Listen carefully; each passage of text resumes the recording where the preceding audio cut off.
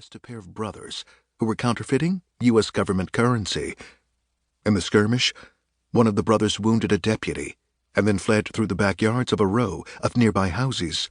Quincannon had shot the man to avoid being shot himself, but one of his bullets had ricocheted wildly and found Catherine Bennett, who had been outside hanging up her washing. That had been the darkest day of his life by far.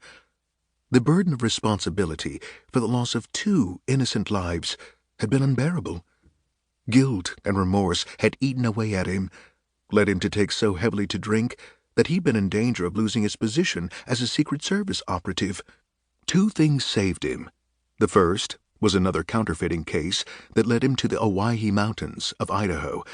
The second was meeting Sabina, then a pink rose attached to the Pinkerton Agency's Denver office, who was there on an undercover assignment of her own.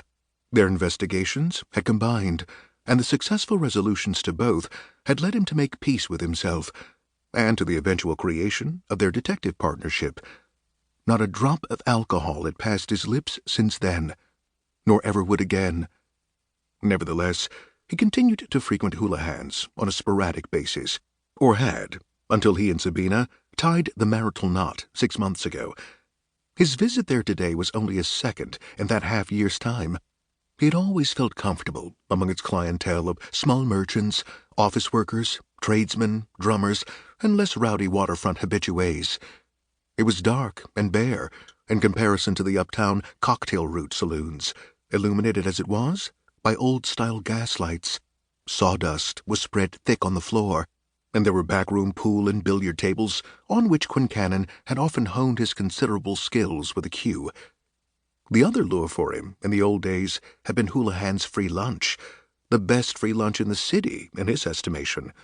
Corned beef, strong cheese, rye bread, bowls of hard-boiled eggs, and tubs of briny pickles.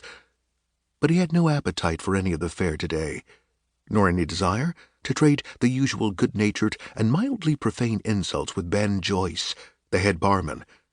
He ordered his usual tipple, a mug of steaming clam juice, and sat at a corner table, letting it warm his hands and his insides, while he reflected gloomily on what he'd been told by the Matson Company clerk. James A. Varner and Simon Reno, 2 of the many fictitious names utilized by the slick and slippery grifters he had pursued the past 2 weeks, and who had escaped his clutches by inexplicably sailing away to what had formerly been known as the Sandwich Islands. Their true names: Jackson Lonesome Jack Vereen, the Lonesome Jack, an ironical moniker, for he was a libertine of gargantuan appetites, and E.B. Nagel, better known as Nevada Ned, whose primary vice was the opium derivative, morphine. During their lengthy careers, the pair had first engaged in bait and switch and gold brick trickery, then graduated to confidence games involving phony stock swindles that netted greater profits. They'd been arrested 6 times in 3 states and tried once for their crimes, case dismissed for insufficient evidence, and had yet to serve a single day in prison. Their latest mark had been R.W. Anderson, a nouveau riche Oakland resident who owned several East Bay dry goods establishments and who had recently begun investing in the stock market. Vereen and Nagel had made his acquaintance and insinuated themselves into his confidence by posing as Eastern investors with inside knowledge of the commodities market. Mr. Anderson had allowed himself to be talked into the purchase of $2,000 worth of bogus shares in a non-existent Nevada silver mine. This error in judgment had been exacerbated by the commission of a mistake even more egregious. Anderson, a trusting soul, had permitted the 2 swindlers to examine his slim but valuable portfolio of stock certificates and bearer bonds, then foolishly left them alone in his private office while he went to answer a call of nature. The 2 miscreants, naturally, had seized the opportunity to make off with the portfolio.